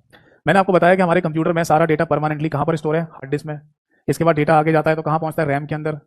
रैम के बाद आगे जाएगा तो कहाँ पहुंचेगा? सीपीयू के पास, सेंट्रल प्रोसेसिंग यूनिट के पास। इनपुट के रूप में सीपीयू के द्वारा प्रोसेसिंग होगी और एक आउटपुट जनरेट होगा जो आपको मॉनिटर की स्क्रीन पर दिखाई देता है ना बेटा? समझ में आ गई बात? तो अब यहाँ पर सीपीयू के ऊपर अगर लोड ज्यादा है तो यहाँ एक डीएमए कंट्रोलर लगा दिया जाता है, इसे बोलते हैं डायरेक्ट मेमोरी एक्सेस कंट्रोलर। ये बेसिकली है ना एक तरीके का प्रोसेसर ही होता है, सीपीयू ही होता है एक तरीके का। तो आप यहां पर लिख लीजिए जस्ट लाइक ए प्रोसेसर, यानी सीपीयू की तरह ही। भाई हमारे सीपीयू का एक दूसरा नाम प्रोसेसर भी तो होता है ना, तो आप ऐसे लिख लो प्रोसेसर की तरह। प्रोसेसर की तरह ही यहाँ पर होता है। तो अब होता क्या है कि जैसे ही है ना रैम में कोई डाटा आया, अब उस रैम से डाटा कहाँ पहुंचेगा? सीपीयू में। तो सीपीयू में ना भेज कर है ना उसे भेज दिया जाता है डीएमए कंट्रोलर के पास। और ये डीएमए कंट्रोलर भी है ना एक आईसी चिप ही होती है जो हमारे कंप्यूटर के मदरबोर्ड पर लगी हुई है। ठीक है, सीपीयू जैसे एक आईसी चिप है वैसे डीएमए कंट्रोलर भी एक आईसी चिप होती है। और फाइनली सीपीयू को बाईपास करते हुए आउटपुट मॉनिटर स्क्रीन पर दिखा दिया जाता है। तो अगर कभी एग्जाम में पूछा जाए कि डीएमए क्या होता है, तो डीएमए बेसिकली हमारे सीपीयू को बाईपास करने की एक तकनीक है। डीएमए कंट्रोलर नाम का एक प्रोसेसर ही होता है जो हमारे कंप्यूटर में एक्स्ट्रा लगाया जाता है ताकि सीपीयू के कुछ काम को हल्का किया जा सके। तो बस एक ही पॉइंट बनता है यहाँ पर, लिख लीजिए सीपीयू को बाईपास करने की तकनीक। बाईपास करने की तकनीक या टेक्नोलॉजी को ही क्या बोलते हैं? हम डीएमए के नाम से बोल देते हैं। ठीक है, नोट कर लीजिए, कोई डाउट है तो पूछिए। मुद्दे की बात ऐसे समझ लो, बस डीएमए का सिंपल सा मतलब है कि सीपीयू के काम को हल्का करना। सीपीयू पर लोड जब ज्यादा हो जाएगा तो उसको हल्का करने के लिए डीएमए कंट्रोलर जो कि बिल्कुल सीपीयू के जैसे काम करता है उसके थ्रू फिर आउटपुट जनरेट करके मॉनिटर पर दिखा दिया जाता है। समझ में आ रहा है? चलिए अब अगला पॉइंट लिखिए, इस चैप्टर को आज ही खत्म कर देते हैं। नेक्स्ट पॉइंट है दैट इज, अब लिखिए एसएमपीएस। एसएमपीएस के बारे में मैंने स्टार्टिंग में थोड़ा बताया था आपको, थोड़ा सा और सुन लीजिए। देखो एसएमपीएस हमारे कंप्यूटर के अंदर लगा होता है जिसे स्विच्ड मोड पावर सप्लाई के नाम से बोला जाता है। स्विच्ड मोड पावर सप्लाई ये इसका फुल फॉर्म है। बाकी इसे ना दूसरे शब्दों में switched mode regulator, switched mode regulator के नाम से भी बोला जाता है और कई बार इसको केवल और केवल स्विचर के नाम से भी बोल देते हैं, स्विचर। तो इसके तीनों ही सिनोनिम्स हैं, यानी तीनों में से कोई भी नाम आप इसको बोल सकते हैं, बट एसएमपीएस की फुल फॉर्म यही होगी, स्विच्ड मोड पावर सप्लाई। मैंने पहले भी बताया था, थोड़ा सा रिवाइज कर लो कि जब हमारे कंप्यूटर में इलेक्ट्रिसिटी पावर सप्लाई आती है, हमारे कंप्यूटर में इलेक्ट्रिसिटी यानी कि जब बिजली आ रही होती है तो उस बिजली का नाम होता है एसी, यानी कि ऑल्टरनेटिंग करंट। और हमारा कंप्यूटर है एक इलेक्ट्रॉनिक डिवाइस, एक डिजिटल डिवाइस, तो इसको चाहिए होता है डायरेक्ट करंट यानी कि डीसी। तो बीच में हम क्या करते हैं कि एसएमपीएस लगा देते हैं, स्विच्ड मोड पावर सप्लाई, जो कि इस ऑल्टरनेटिंग करंट को डीसी में बदल देता है और फिर वो डीसी करंट हमारे पीसी यानी कि हमारे पर्सनल कंप्यूटर में फ्लो करा दिया जाता है। ठीक है ना? तो यहाँ पर डीसी का मतलब क्या है बेटा? Direct current. Direct current. तो एक बहुत लो वोल्टेज का डायरेक्ट करंट होता है ये, और एसी का मतलब होता है alternating current. Alternating current. AC का मतलब एयर कंडीशनर में समझ लेना, जो हमारे घर में एसी ठंडा कमरा रखने के लिए यूज में लाया जाता है, ठीक है। रूम को जो ठंडा करने वाला एसी है वो एसी नहीं है ये ऑल्टरनेटिंग करंट बोलते हैं। हमारे घर में जो बिजली आ रही है ना, वो ऑल्टरनेटिंग करंट होता है, जो कि करीब 220 से 240 वोल्टेज का होता है। और हमारी जितने भी इलेक्ट्रॉनिक डिवाइस होती हैं, कंप्यूटर डिवाइस होती हैं, इन सबको चाहिए होता है DC current, direct current. AC चलता है ऐसे करके, और डायरेक्ट करंट बिल्कुल सीधे चलता है, वो भी लो वोल्टेज का, बहुत कम पावर का। तो एसएमपीएस का काम क्या है? एसी ऑल्टरनेटिंग करंट को डीसी में बदलना और हमारे पीसी को देते रहना, ठीक है भाई। और अब एक लास्ट पॉइंट और बचा है, इसे खत्म कर लेते हैं, फिर हमारा ये चैप्टर भी फिनिश हो जाएगा, ठीक है भाई। नोट कीजिए, दैट इज यूपीएस। कई बार देखा गया है कि यूपीएस के बारे में भी है ना पूछ लिया जाता है। जैसे अगर आपके घर में है ना कोई कंप्यूटर रखा हुआ है, जैसे आप डेस्कटॉप कंप्यूटर के नाम से बोल रहे हैं, तो आपको मॉनिटर दिखाई देगा, फिर यहाँ पर कीबोर्ड दिखाई देगा, यहाँ पर आपको माउस दिखाई देगा, साइड में खड़ा हुआ डब्बा जिसको सिस्टम यूनिट कहते हैं ये आपको दिखाई देगा, या कैबिनेट कह दीजिए। ये सब चीजें इससे कनेक्टेड है, और यहीं साइड में आपको एक और डिवाइस रखी हुई दिखाई देगी जिसको यूपीएस कहा जाता है ना। यूपीएस का फुल फॉर्म क्या होता है? इसे बोलते हैं uninterruptible, uninterruptible power supply, power supply, ठीक है। वैसे तो इसकी फुल फॉर्म यही होती है अनइंटरप्टेबल पावर सप्लाई, बट कभी कभी अनइंटरप्टेड पावर सप्लाई भी बोल दिया जाता है। दोनों ही नाम ध्यान रखना, अनइंटरप्टेबल पावर सप्लाई या अनइंटरप्टेड पावर सप्लाई। मेरे हिसाब से दोनों एक बार में ऑप्शन में नहीं आएंगे। अगर आते हैं तो फिर इसको टिक कर देना, वैसे नहीं आएंगे, और दोनों में से कोई एक भी आए तो आंसर टिक कर देना। अब यूपीएस है ना हमारे कंप्यूटर के साथ आपने देखा होगा रखा हुआ होता है। मैं लैपटॉप की बात नहीं कर रहा, मैं केवल नॉर्मल डेस्कटॉप कंप्यूटर की बात कर रहा हूँ। तो किसी डेस्कटॉप कंप्यूटर में आपको यूपीएस अगर रखा हुआ दिखाई दे रहा है, तो क्यों रखते हैं इसको? क्यों रखा जाता है इसको? तो इसका सिंपल सा आंसर है, जो सभी लोगों को पता है, कि हमें अपने कंप्यूटर में कुछ देर के लिए पावर सप्लाई मिल जाए। कब? जब इलेक्ट्रिसिटी पावर सप्लाई कट हो जाए, यानी जैसे बिजली चले जाना कहा जाता है, तब कुछ देर के लिए अगर हमें बिजली मिल जाए, इलेक्ट्रिसिटी पावर सप्लाई मिल जाए, तो हम अपने कंप्यूटर की जितनी भी फाइलें खुली हुई हैं उनको प्रॉपर बंद कर दें और कंप्यूटर को भी प्रॉपर शट डाउन कर दें, है ना। तो ये ज्यादातर लोगों को पता होता है यूपीएस का यूज होने का रीजन। बट एक्चुअल में यूपीएस हमारे कंप्यूटर में और भी किसी काम के लिए इस्तेमाल में लाया जा रहा है, और वो उसका प्राइमरी फंक्शन होता है, यानी कि प्राथमिक कार्य, ठीक है जी। नोट कीजिए इस बात को। ये कुछ समय पहले एक पेपर हुआ जहां पर एग्जाम में क्वेश्चन पूछा गया था कि यूपीएस का प्राथमिक कार्य बताइए, यानी कि प्राइमरी फंक्शन क्या होता है, ये आपको बताना है। तो बेटा किसी भी कंप्यूटर के साथ यूपीएस के रखे जाने का प्राइमरी फंक्शन होता है बेटा सर्ज प्रोटेक्शन, सर्ज प्रोटेक्शन। अब इस सर्ज शब्द का मीनिंग क्या होता है? इसका मतलब है इलेक्ट्रिसिटी फ्लक्चुएशन, यानी बिजली में आने वाले उतार चढ़ाव। तो लिखिए फ्लक्चुएशन, इलेक्ट्रिसिटी फ्लक्चुएशन। हिंदी में लिख लो बिजली में आने वाले उतार चढ़ाव, उतार चढ़ाव। समझ में आ गई बात? यानी मोटे मोटे तौर पर आप ऐसे समझ लो कि जिनके घर में ना इलेक्ट्रिसिटी अप डाउन करती रहती है, और ऐसी कंडीशन में अगर आप अपने कंप्यूटर को बिना यूपीएस के चलाएंगे तो खराब हो जाएगा। तो इसलिए क्या करता है यूपीएस? सर्ज से प्रोटेक्शन करता है ना। सर्ज की रोकथाम, सर्ज का कोई हिंदी नाम नहीं है, बस ऐसे लिख लो, सर्ज की रोकथाम कर देता है। यानी कि अगर आपने अपने कंप्यूटर के साथ कोई यूपीएस लगा रखा है, तो ये कांस्टेंट वोल्टेज देता रहेगा जब तक कंप्यूटर चल रहा है। भले ही पीछे है ना वोल्टेज कम ज्यादा होती रहे आपके घर में, बट कंप्यूटर को कांस्टेंट वोल्टेज देता रहेगा, ठीक है। इस काम के लिए यूपीएस का इस्तेमाल किया जाता है। अब इसमें एक और फंक्शन दे दिया गया है एज अ बैटरी वाला, और उसको हम यूपीएस का सेकेंडरी फंक्शन के नाम से बोलते हैं। और लोगों को लगता है कि यूपीएस लगाए जाने का प्राइमरी फंक्शन ही सेकेंडरी फंक्शन है, ऐसा नहीं है। आप समझ में आई बात या नहीं? अगर किसी भी कंप्यूटर के साथ यूपीएस लगाया गया है तो उसका सेकेंडरी फंक्शन है ये, और वो है दैट इज पावर बैकअप। यानी कि अगर अचानक इलेक्ट्रिसिटी पावर सप्लाई चली जाए तो कुछ देर का पावर बैकअप मिल जाएगा हमें यूपीएस के थ्रू, 2 4 5 मिनट का, ताकि हम अपने कंप्यूटर को प्रॉपर शट डाउन कर दें, बंद कर दें। क्यों? अगर मान लो अचानक कंप्यूटर बंद हो जाए तो उस केस में हमारे कंप्यूटर की फाइलें करप्ट हो सकती हैं, हमारे कंप्यूटर का जो विंडोज ऑपरेटिंग सिस्टम है वो भी खराब हो सकता है, करप्ट हो सकता है, जिसको बोलते हैं विंडो क्रैश हो जाना, ऑपरेटिंग सिस्टम क्रैश हो जाना, वो भी हो सकता है। तो इससे रोकथाम के लिए, इससे बचाव के लिए ना हम यूपीएस लगा लेते हैं, और वो पावर बैकअप दे देगा। अब आज के समय पे ना डेस्कटॉप कंप्यूटर लोग कम इस्तेमाल करते हैं, तो लैपटॉप आ गए हैं, तो लैपटॉप में तो पहले से बैटरी लगी होती है, तो आप उस बैटरी से घंटे 1.5 घंटे चला लेते हो कंप्यूटर को, ठीक है। बट अगर किसी डेस्कटॉप कंप्यूटर की बात करें तो उसके साथ यूपीएस जरूर लगा हुआ, आपने देखा होगा, अगर किसी घर में या किसी जगह पर इलेक्ट्रिसिटी फ्लक्चुएट करती हो और अचानक बिजली चली जाती हो, उन केसेस में, ठीक है भाई। तो अब हम अपने इस चैप्टर को यहाँ पर फिनिश कर रहे हैं, total the end of this chapter, यानी कंप्यूटर आर्किटेक्चर। मैं आशा करता हूं कि जो कंप्यूटर आर्किटेक्चर चैप्टर मैंने आपको समझाया वो बखूबी आपको समझ में आ गया होगा। जितना रेलेवेंट, जितना इंपॉर्टेंट हो सकता है वो मैंने आपको कराने की पूरी कोशिश की। अब आपको इसे याद रखना है ताकि आप एग्जाम में क्वेश्चन को ठीक कर पाएं। हम मिलेंगे अपनी नेक्स्ट क्लास में और नेक्स्ट चैप्टर को स्टार्ट करेंगे। नेक्स्ट चैप्टर कौन सा होगा ये मैंने आपको इंट्रोडक्शन क्लास में लिखवाया ही था, ठीक है भाई। तो आज की क्लास और सभा यहीं समाप्त होती है। अब पूछिए फटाफट जो पूछ रहे थे क्लास के बीच में, जो बच्चे क्लास के बीच में इस टॉपिक से हटके डाउट पूछ रहे थे, अब पूछिए क्या पूछना चाह रहे थे।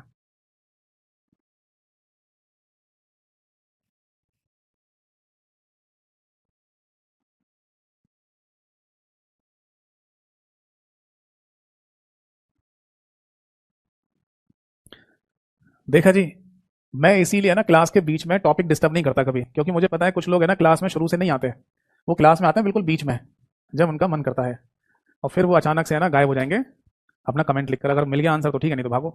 तो यार इससे ना और बच्चों का भला मतलब बुरा क्यों किया जाए, क्योंकि वो बच्चे तो आराम से सुन रहे हैं ना, हम अपना टॉपिक डिस्टर्ब क्यों करें, इसलिए मैं क्लास के बीच में जनरल डिस्कशन नहीं करता हूँ, ठीक है। अब बच्चों का कमेंट आ गया कुछ का। एक बच्चे ने लिखा, सर घरों में कौन सा करंट आता है। देखो हमारे घर में जो बिजली सप्लाई आ रही है ना, उसको एसी बोलते हैं, ऑल्टरनेटिंग करंट, जो कि करीब 220 से 240 वोल्टेज के बीच का रहता है, कभी 220 से 240 के बीच में फ्लक्चुएट करता रहता है, ठीक है। और जितनी भी हमारी इलेक्ट्रॉनिक डिवाइसेज हैं, जैसे हमारा स्मार्टफोन ही ले लीजिए, तो स्मार्टफोन भी है ना एक इलेक्ट्रॉनिक डिवाइस है, और इसको भी एक डायरेक्ट करंट की आवश्यकता होती है, डीसी की, और वो भी लो वोल्टेज का, 10 से 20 वोल्टेज का बस। तो जो आप मोबाइल फोन का चार्जर बोर्ड में लगाते हो ना, तो वो वहां पर क्या करता है, एसी को डीसी में बदल देता है, वो भी 10 से 20 वोल्टेज का, तभी आप अपने मोबाइल फोन को कनेक्ट करके चार्ज कर पा रहे हैं। कभी अगर आपका मन करे और आप ये चेक करना चाहें कि हमारा मोबाइल फोन सीधे एसी पर काम करेगा या नहीं, तो आप एक काम करना, मोबाइल फोन के चार्जर की जो केबल है ना, ऐसे समझो, इस चार्जर को यहाँ से हटा देना, और इस केबल को, ये वाली साइड तो लगी हुई थी चार्जर में और ये लगी हुई थी मोबाइल फोन में, तो आप यहाँ से इसको काटना, और इसमें भी दो तार निकलेंगे, और उसको बिजली के बोर्ड में लगाकर और इधर मोबाइल फोन से कनेक्ट कर देना। तब आपको पता चलेगा कि हमारा या हमारी इलेक्ट्रॉनिक डिवाइसेस एसी पर काम करती है नहीं, ठीक है। ये प्रैक्टिकल मैंने करके देखा, अभी नहीं, आज से ना 10 12 15 साल पहले की बात है, तब करके देखा था, तब हमने चेक करके देखा ये चीज़। क्या हुआ, मतलब ऐसा कोई ब्लास्ट नहीं हुआ था, बट पूरा काला हो गया था फोन। करके देख रहे थे, पता तो था कि देखो नुकसान तो होगा ही, पर करके देखा तो। सर कभी ग्वालियर आइए मेरे भाई, जरूर मौका मिलेगा तो जरूर आऊंगा, ठीक है। एक बच्चे ने लिखा है, सर 8th पे कमीशन आने के बाद 4200 ग्रेड पे जॉब की सैलरी क्या होगी अप्रॉक्स। देखिए अभी मैं इसके बारे में कुछ नहीं बता सकता, क्योंकि अभी आने दीजिए, ठीक है। उसमें क्या आपका डीए एचआरए क्या अलाउंसेस वो सब क्या बढ़ेंगे, वो सब तभी पता चलेगा जब आएगी, है ना। जब 8th पे कमीशन आएगा तभी पता चलेगा कि क्या डिसाइड करते हैं गवर्नमेंट। क्योंकि देखो ये जो करंट गवर्नमेंट चल रही है, इनका कुछ नहीं पता, सही बताऊं रियली, है ना, कोई पहले से आइडिया नहीं लगा सकता कि अगले नए किसी नियम कानून में क्या चेंज या बदलाव करें। अब जैसे वित्तीय वर्ष की अगर हम बात करें, फाइनेंशियल ईयर की, तो पिछली बार जो टैक्स स्लैब था वो अलग था, इस बार फिर चेंज कर दिया, अलग कर दिया है। तो ऐसा थोड़ी है कि मतलब बिल्कुल ही है ना अचानक से 1 2 साल में ही कोई चेंज या बदलाव आ जाता होगा, पर टैक्स स्लैब में चेंज कर दिया है, तो पहले से क्यों नहीं सोचते इस चीज़ को। तो इस गवर्नमेंट की ना थोड़ी सी है ना एक गलत बात मेरे को ये लगती है कि कभी भी कोई भी डिसीजन आ जाता है और वो पिछले वाले डिसीजन से बिल्कुल अलग भी हो सकता है। तो ये चीज़ है ना तभी पता चलेगी जब आएगा वो 4200 ग्रेड में लगभग क्या अप्रोक्स सैलरी होगी। बट इतना तो तय है यार, देखो सीधी सी बात है कि जो 4200 ग्रेड पे में सैलरी मिलेगी, वो ऐसा तो है नहीं कि अभी जो मिल रही है उससे डबल हो जाएगी, ऐसा तो नहीं होगा, थोड़ा बहुत ही अंतर आता है। यूपी पीडब्ल्यूडी इरिगेशन रेड जेई वर्सेस सीएचएसएल में कौन सी जॉब अच्छी है। देखिए अच्छी मतलब किस सेंस में आप कह रहे हो कि कौन सी जॉब अच्छी है, सैलरी के ऊपर बोल रहे हो, तो जिसमें सैलरी ज़्यादा मिलेगी वो अच्छी है। फिर वर्क काम काम नहीं करना पड़े इसलिए बोल रहे हो, तो फिर तो यार देखो आपको हर एक सेक्टर को जज करना पड़ेगा, उसके बारे में पता करना पड़ेगा कि मेरे को किस सेक्टर में काम नहीं करना। आपको केवल कंप्यूटर पर बैठकर किसी ऑफिस में बैठ के ही काम करना है ना, तो आप सीएचएसएल को भी अप्लाई कर सकते हो, ठीक है। बट अगर मान लो आपको जैसे यूपी ट्रिपल एस वगैरह की जॉब अगर करनी है, तो उसमें भी कुछ पोस्ट ऐसी हैं, कुछ जगह ऐसी हैं जहाँ पर आपको फील्ड वर्क भी करना पड़ेगा। तो डिपेंड ऑन द जॉब, आपको ये तय करना होगा कि आप अच्छी जॉब किसे कहते हैं। पैसे वाली जॉब को अच्छी कहते हैं जिसमें ज़्यादा पैसा मिलेगा, या फिर उस जॉब को अच्छा बोलते हैं जिसमें एक में बैठ के काम करना है, एक में आपको फील्ड वर्क भी करना होगा, वो आप तय करिए, ठीक है। सैलरी वर्क पैसा सब कुछ। अरे पहले एक जॉब ले लो, कौन है ये, आदेश राघव जी, मेरे भाई आप पहले कोई एक जॉब ले लो, ताकि आपको है ना मतलब एक कॉन्फिडेंस आ जाए कि हाँ जी मेरे पास एक सरकारी नौकरी है, मैं एक सेटल हो गया, मेरे को अब सैलरी आ रही है। फिर आप देख लेना, अगर आपको उसमें मन नहीं लग रहा फिर से तैयारी करो, दूसरी जॉब निकाल दो, बहुत सारे लोग होते हैं ऐसे भी हमारे पास, है ना। बहुत सारे स्टूडेंट्स के रिकॉर्ड्स हैं जिन्होंने 8 8 10 10 सिलेक्शन लिए हैं, क्योंकि जिसमें जॉब कर रहे थे उसमें सेटिस्फेक्शन नहीं मिला, तो फिर किसी और की तैयारी कर रहे हैं, या कंपैरेटिवली मतलब साथ के साथ ही है ना उन्होंने कई सारे एग्जाम दे दिए, उनमें क्लियर हो गए। तो पहला हमारा मोटो होना चाहिए, पहली हमारी मोटो सैलरी या जो वर्किंग प्रोसेस है वो नहीं होना चाहिए, पहला हमारा मोटो होना चाहिए कि हमें गवर्नमेंट जॉब सिक्योर करनी है, हमें एक सरकारी पद पर जाना है, ठीक है भाई। चलिए, तो आज की क्लास और आज की सभा यहीं पर समाप्त करते हैं, ऑलरेडी टाइम हो चुका है, फिर मेरी नेक्स्ट एक दूसरी क्लास भी है, उसके लिए लेट हो जाऊंगा फिर मैं। तो अगली क्लास में मिलेंगे, तब तक के लिए नमस्कार सभी को, जय हिंद।